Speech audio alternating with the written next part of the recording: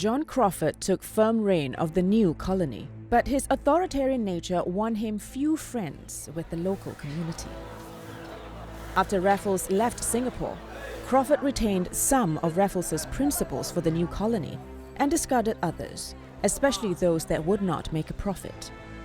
Crawfurd oversaw the Treaty of 1824, which gave the British ownership over the entire island, including land that had previously belonged to the Temenggung and Sultan Hussein.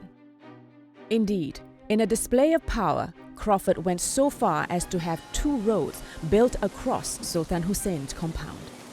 Crawfurd also did away with anchorage and port fees, so Singapore would continue to appeal to merchant traders throughout the region.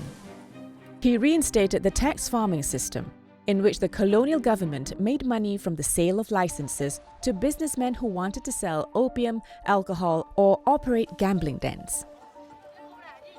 Over time, Singapore's population grew and its trade and revenue increased.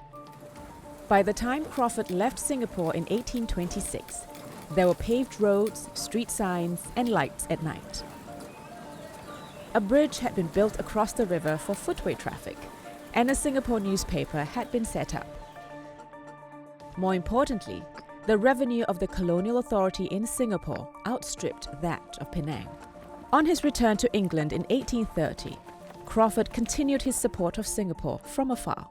He spent the rest of his life advocating for the rights of merchants in Singapore, and in 1868 he became the president of the Straits Settlement Association, protecting the interests of the region until his death later that year.